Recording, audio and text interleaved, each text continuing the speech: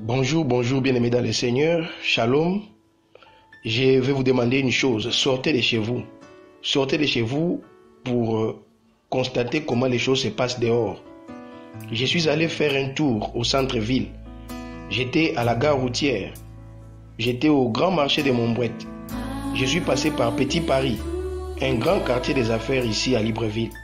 J'ai traversé les grandes artères de la capitale gabonaise. Et ce que j'ai vu me pousse à faire ces constats. Et un constat significatif pour le genre humain. Et ce constat est que l'homme a une grande capacité d'adaptation. L'homme par nature est un être invincible, un être indestructible, indétrônable face à la dure réalité de la vie. Parce que l'homme sait s'adapter à tout. L'homme sait s'adapter à tout.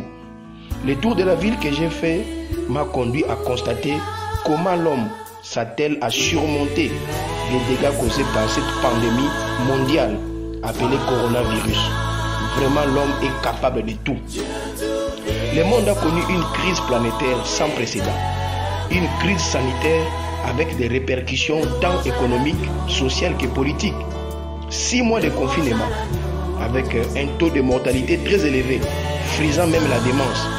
Cessation de toute activité rémunératrice, crise économique et déchéance sociale.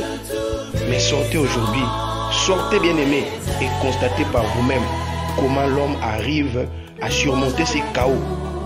Comment l'homme arrive à s'adapter. C'est pourquoi la pensée m'est venue de réciter les psaumes 8. La pensée m'est venue, le Saint-Esprit m'a mis cela à cœur parce que j'ai constaté de réciter les psaumes 8. Psaume 8. Au chef des chantres sur le guétite, psaume de David. Éternel notre Seigneur, que ton nom est magnifique sur toute la terre. Ta majesté s'élève au-dessus des cieux. Par la bouche des enfants et de ceux qui sont à la mamelle, tu as fondé ta gloire pour confondre tes adversaires, pour imposer silence à l'ennemi et aux vindicatifs. Quand je contemple les cieux, ouvrage de tes mains, la lune et les étoiles que tu as créées, qu'est-ce que l'homme pour que tu te souviennes de lui, et le Fils de l'homme pour que tu prennes grand soin de lui? Tu l'as fait de peu inférieur à Dieu, et tu l'as couronné de gloire et de magnificence. Tu lui as donné la domination sur les œuvres de tes mains. Tu as tout mis sous ses pieds.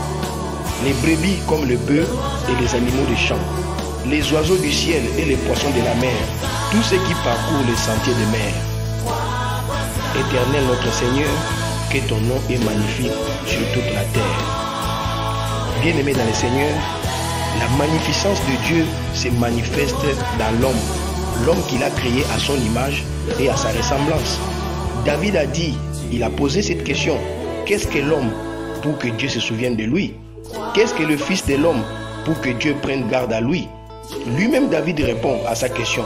Il dit, tu l'as fait de peu inférieur à Dieu, et tu l'as couronné de gloire et de magnificence. Tu lui as donné la domination sur les œuvres de tes mains. Tu as tout mis sous ses pieds. Bien-aimé, Dieu a tout mis sous tes pieds. Dieu a tout mis sous tes pieds. Alors, ne laisse pas les choses te dépasser. Ne te laisse pas abattre par quoi que ce soit. Lève-toi et agis. Que Dieu vous bénisse.